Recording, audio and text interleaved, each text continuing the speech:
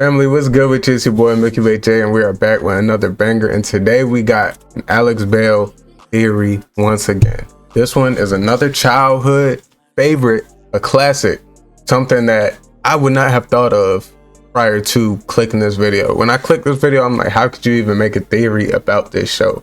Magic School Bus. Make sure y'all like, comment, subscribe to the channel if y'all are new, because this theory is crazy and we're gonna keep reacting to them. I promise. We got a lot of stuff planned for 2025, so stay tuned. Spread love to the people that mean most of y'all. Drop down in the comments below if y'all really think that this theory could be worth something, could have some substance in it. Y'all let me know by the end of the video. Appreciate y'all, and I'll catch y'all in there. There's something about going back and rewatching old TV shows from your childhood that just fills you with this warm, nostalgic feeling. Even though you're older now and your tastes have changed, these shows can still connect with you in ways that nothing else can today. That's at least how I feel when I rewatch The Magic School Bus. A show before everything became... I don't go back and rewatch The Magic School Bus, but it's a classic show that I did watch a lot as a kid, so I'm very familiar with the show, but I don't go back to rewatch it. When I feel nostalgic, I go watch Avatar: The Last Airbender, Teen Titans, stuff like that. Cynical and edgy, a show that just wanted to teach people how the world works. But then you find something in that show that you Star don't Wars, remember. The Clone Wars, you feel me? Something dark. Janet, you want proof? I'll give you proof. Here's proof of what'll happen to you if you stay here with your stuff. Arnold, no!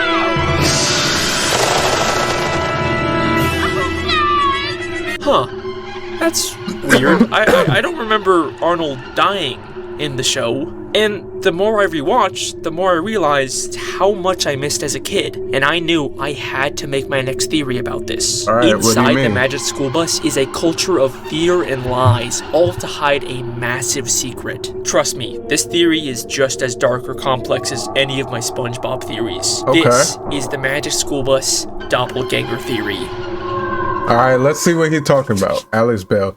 Now, disclaimer, this is from, I believe, 2 years ago. Yes, 2 years ago, but it has 9 million views. You know, Alex known for making bangers.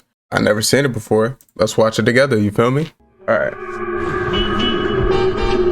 The Magic School Bus TV show. The Magic School Bus is an animated educational kids show that aired from 1994 to 1997 and later got rebooted on Netflix in 2017. It follows Miss I didn't know Frizzle that. and her class of 4th grade students as they use the Magic School Bus to go on crazy field trips to places like outer space, inside the human body, and traveling back in time, all to learn about how the world works. Like a lot of you, I watched it in school growing up, but it wasn't until recently that I started to question some things about the show.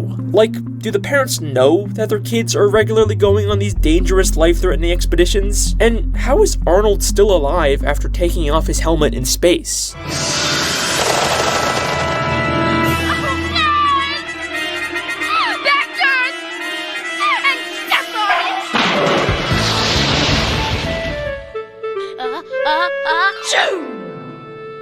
Thanks, Janet. Oh, he just got a cold after being exposed to the freezing vacuum of space.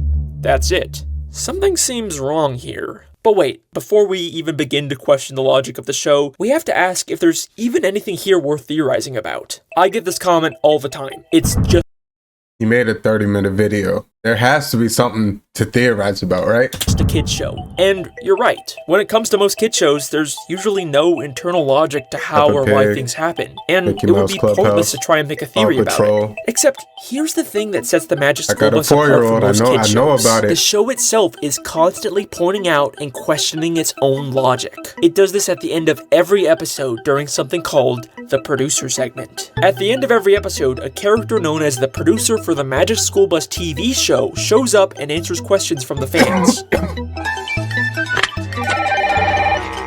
Hello. Hi, you work on the Magic School Bus show, right? You bet, I'm the producer. That's right. Just like SpongeBob, the Magic School Bus breaks the fourth wall and acknowledges the fact that it's a TV show. Except, the Magic School Bus does it in a very interesting way. At first, I thought this character was supposed to be an animated stand-in for the actual real... As a kid, I never watched like that far into the like after the episode. Once the episode was over, I wasn't really paying attention until the next episode came on. I don't remember that. A life producer of the show, but the producer doesn't talk about the show like it's animated. He talks about it like it's a live action production. How come there was only one kind of bat on your show? There are almost 1,000 different kinds, you know. Well, those kind of bats were banned from the set. In fact, everyone talks about it like it's a live action TV show. Is this the bakery where they filmed that Magic School Bus show?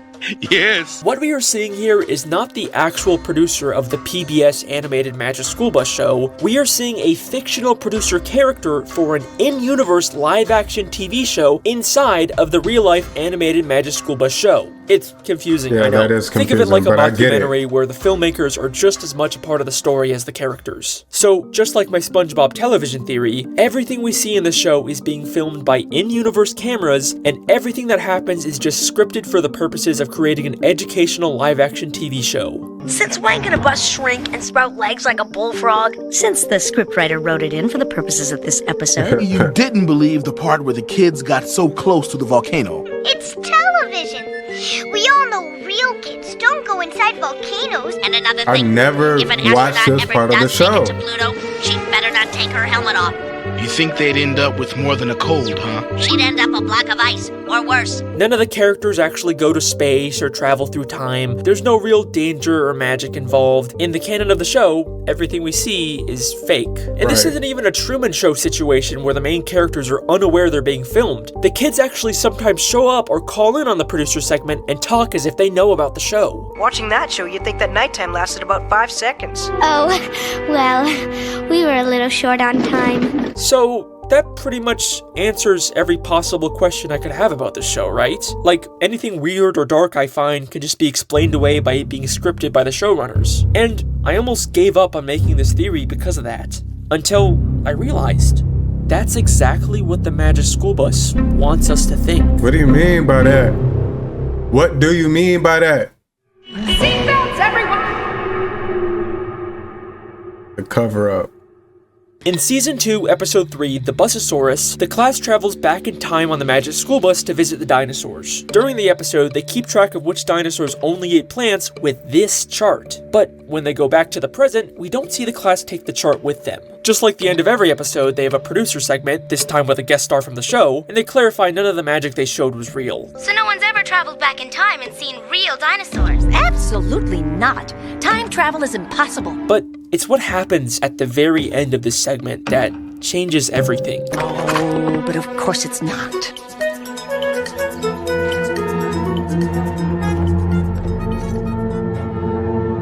How could they find the dinosaur chart buried underground if the time travel wasn't real? This directly contradicts what the producers are constantly saying about the show. And this happens all the time in the producer segments. Which reminds me why I called in the first place. Yes? I'm still waiting for someone to get that pile of litter off my planet. Everybody knows there's no such thing as ghosts. You could never use gum for bungee jumping, not in a million years. I wish you guys would stick to the facts. It took water more than 15 million years to carve out the Grand Canyon. About as long They're as it's proving gonna themselves take you to wrong freeze that every water. time. The impossible things that happen on these field trips are clearly real in the canon of the show, but why are they lying about it? In fact, they seem to get kinda nervous whenever the callers get pushy about what's real and what's not. It would have taken weeks for the asteroid to reach the sun. You made it seem like it could What happen is in going seconds. on? Well, we had to fake it. And Ms. Frizzle must be magic. Why do you say that? What was that? That? Oh, that was just the sound of Liz stretching the truth. So why not just tell them What that is it's a real going magic on? school bus? What's with all the secrecy? The class is constantly going to places like outer space, the bottom of the sea, inside an active volcano, all extremely dangerous places that no school could ever take kids unless they lied about it and pretended like the field trips were just faked as a part of an elaborate fictional TV show. And the cover-up goes much farther than just the show. What is The going principal of the on, school man? has no idea what they're doing on these field trips. You're telling me you went inside a chicken to find me? me an egg? Yes, sir, we did. But going inside a chicken is not a state-approved field trip. And even when they tell him, he doesn't believe them. Do you really expect me to believe that the chicken laid an egg with all of you inside it? And even the parents don't know what's going on. And now, live from the throat. Ralphie, that little girl looks just like your friend Wanda. Who, her? No.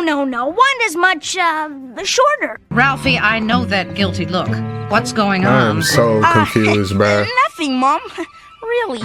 Oh, I'm sure they were just hanging around. Right, Ralphie? Right, Miss Frizzle. It's never explicitly stated They're being told not to say nothing. in the show, but if you pay attention, it's clear that these field trips are a massive secret and the kids are actively helping hide it. But Miss Frizzle, we can't let Mr. Junket know the bus is magic. He can't know what he can't see. But why? I could see why the producers are hiding the secret, but why are the kids in on it? Maybe it's just because they love the field trip so much, and they know that if the secret got out, they wouldn't be able to go on them anymore. But I think there might be something more going on here. Like what, Alex? In the very first episode of the Magic School Bus, Arnold brings his cousin Janet to visit his school, and she mentions that Arnold told her all about the field trips they go on. Arnold told me all about your field trips, Dorothy Ann. What did he say? Look at their reactions to hearing this. They are terrified of someone else knowing the truth. Now, I've already shown you that clip of Arnold taking off his helmet and freezing in space, but I didn't show you why he did it. Throughout the entire episode, Janet is trying to collect proof to prove that she went to space. And in order to convince Janet not to bring back incriminating evidence, Arnold does this. There's no way I'm going home without my stuff. It's proof. Nobody will believe me without it. Janet, you want proof? I'll give you proof. Here's proof of what'll happen to you if you stay here with your stuff. Arnold, no! Arnold is more This is afraid of Janet crazy. exposing their secrets than taking off his helmet in space. What could these kids possibly be so afraid of happening if the truth got out? Well, in Season 1, Episode 11, we actually do get to see what DA thinks would happen if her old teacher found out about their field trips. Old school. Mr. Seaflat, I'd like you to meet. Take chances, make mistakes, get messy! Oh, we never did anything like this at our old school. Holy shit. It's Miss Frizzle. They're all afraid of Miss Frizzle. Miss Frizzle may seem like this quirky, fun, eccentric teacher, but she is constantly manipulating these kids into being afraid and totally obedient. In episode 2, Arnold asked Miss Frizzle if he could skip the field trip. Miss Frizzle, I'd really love to go on a field trip, but I've got this weird feeling. Well, Arnold, I do need a volunteer to stay behind. She casually says he can stay behind, but then without telling him, they shrink down and go inside of Arnold for their field trip. At the end of the episode, they tell Arnold they were inside of him, and after this horrifying realization sets in, he says this. You went inside? Miss Frizzle, no matter what, I'll never miss another field trip. Never, ever, ever, ever. The message Miss Frizzle is sending is clear. If you disobey or try to miss a field trip, there will be consequences. And if you don't believe me, in the very next episode, the exact same thing happens. In this episode, Ralphie gets sick and his mom tells him he has to miss school, but Ralphie vehemently tries to fight it. It's my opinion, as your mother, and as a doctor, that you have a fever, which means you are sick, which means you are going back to bed.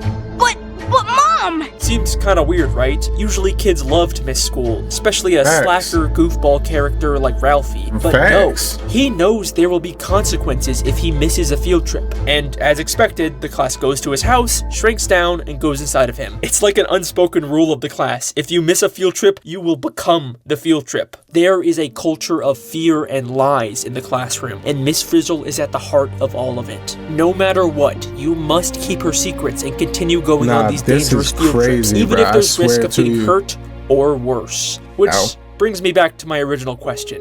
How did Arnold actually survive after taking off his helmet in space? What if I told you he didn't? And the Arnold we see after this is not the same Arnold. Nah, that's cap. How? Please let this be a normal field trip. Doppelgänger Theory.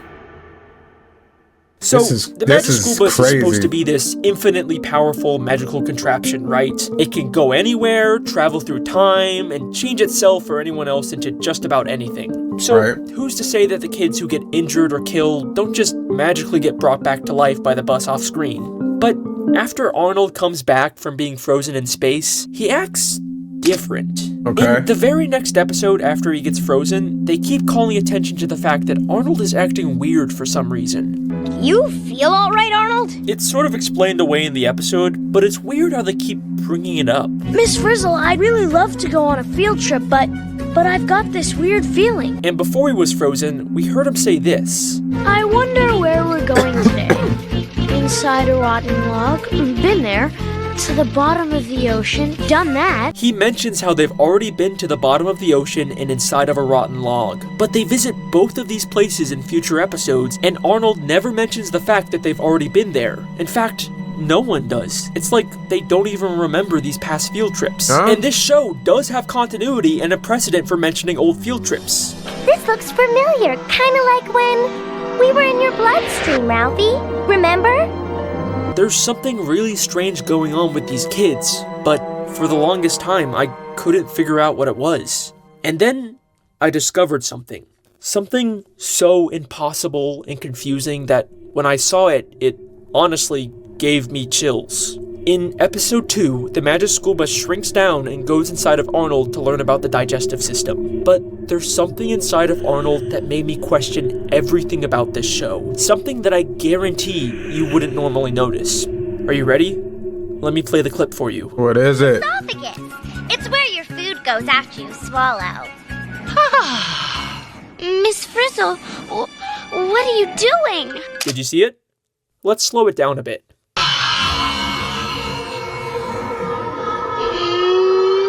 How the fuck is Arnold inside of Arnold? He is the one person who absolutely cannot be in the bus right now. But there he is, sitting in the back. But the next time we see the back of the bus, he's gone. No way, this has to be some sort of really weird animation mistake, right? Except 25 seconds later, we see him again sitting in the back of the bus. How is Arnold inside of Arnold? Okay, maybe they just made the same mistake twice, right? Except this isn't even the only episode where this happens. In season 4, episode 2, the class learns about a chicken's life cycle and shrinks Arnold down inside of an egg to watch it hatch.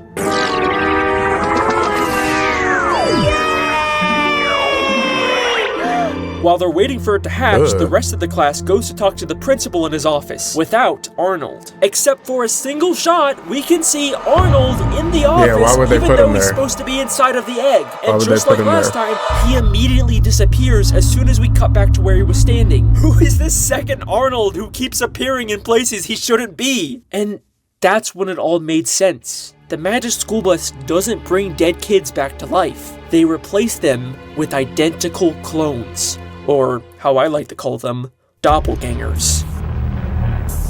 It is no coincidence that this second Arnold showed up in the episode immediately after Arnold died in space. This is either the space Arnold's body, or some sort of rogue doppelganger they lost track of, trying to blend in the back of class. But, wait a second. Can the magic school bus even create clones of living things? Like, it seems like the magic school bus can do anything, but we never actually see it duplicate or create something from scratch. It only ever changes things. It can turn a student into a fish, but it never creates a fish out of nothing. Trust me, I have looked everywhere in both this show and the reboot, and there is no evidence the bus can create life. But that's only because I was looking in the wrong place. Miss Frizzle's classroom is absolutely full of dioramas of human body parts. An eye, a foot, an ear, the human skeleton. But if you pay close attention to these background objects, you'll realize they're not dioramas. They constantly move and blink as if they're alive, and the only possible explanation is that they were created by the magic school bus. Meaning it is totally possible for the bus to grow these doppelgangers to replace the students. Is like every time a student dies on a field trip, they have the perfect solution to cover it up.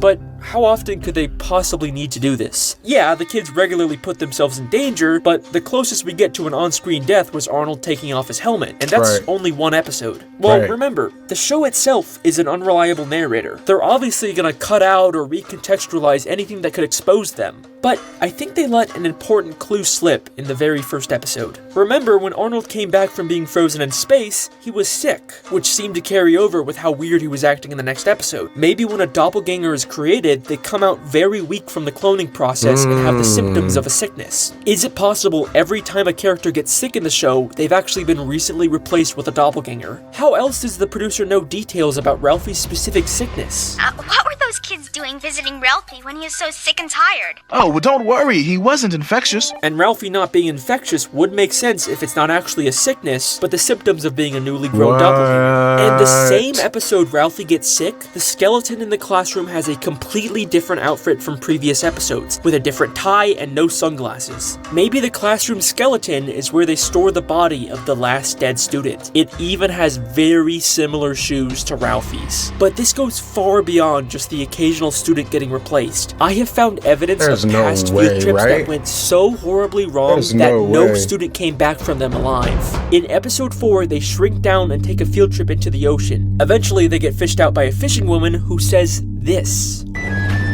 Nope. Already have a bus. Look out! Why would she have already fished up a miniature bus from the ocean? I mean, maybe it's like a toy or something, but that's not the only time something like this has happened. In Season 2, Episode 1, they explore an underwater volcano and briefly pass by a random sunken ship. Except, if you look closely, it has a figurehead of Miss Frizzle on the front of the ship. Why on earth would a random ship at the bottom of the ocean have this? Well, it looks a lot like when the Magic School Bus turned into a boat in Season 4, Episode 13, and had a figurehead of Liz, the class pet. These are the wreckages of past failed field trips where nobody returned alive. There have been countless children who have died on these field trips, but why? What is the point of all this? Who's really running the show here, and what is the true identity of Miss Frizzle? What? What is going on? Like, I'm following, I'm locked in, but this is all like just insane.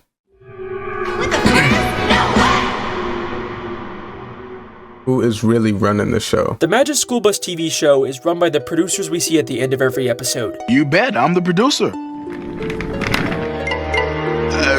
One of them. There's two characters who have been called producers of the show, and we never find out their names or where they came from. But do they look familiar at all to you? They have a very similar appearance to Tim and Wanda. Is it possible the producers are actually the original students who survived all these years? And the similarities go far beyond just their appearances. The male producer is seen working on a bee farm that we've never seen before, but Tim mentions in Season 3, Episode 1 that his grandpa owns a bee farm. I've been delivering honey from my grandpa's bee farm all summer.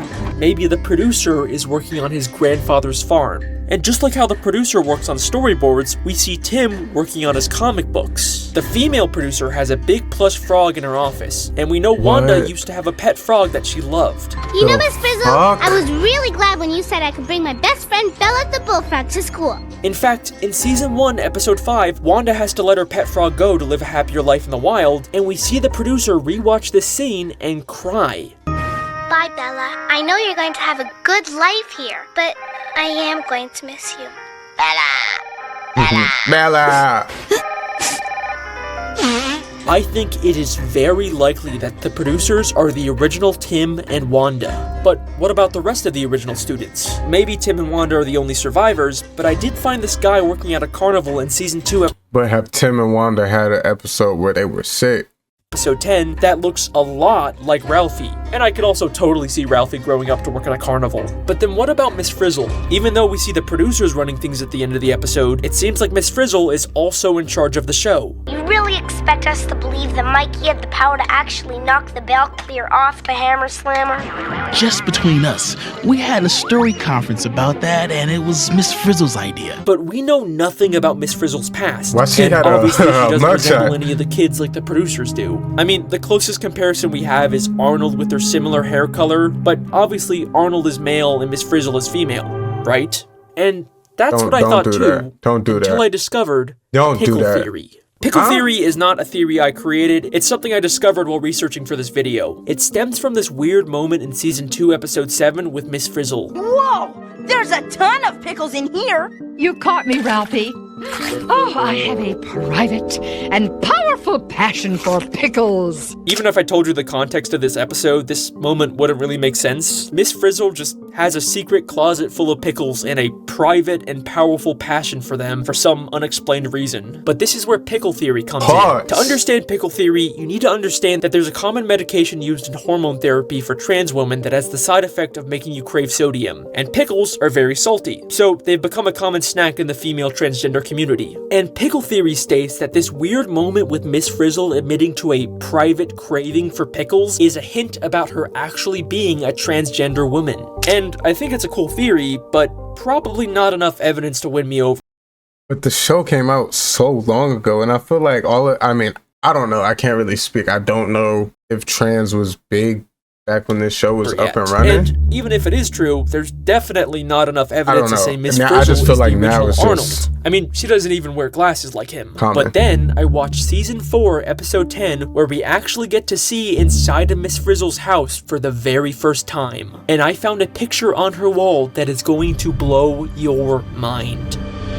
A picture of someone who looks a lot like a female version of Arnold, right down to the yellow and white shirt and glasses. I think this is what Miss Frizzle looked like as a kid. Either she's transgender, or the cloning process can just create different gender versions of characters, but whatever it is, you can't tell me this doesn't make it seem like Frizzle is a female version of Arnold. Even her name, Miss Frizzle, sounds fake. It sounds like something she just made up because she has frizzy hair, a trait that she shares with Arnold. All of the people running the Magic School Bus show are the original versions of the students, creating doppelgangers of themselves and forcing them to go on dangerous field trips. But why?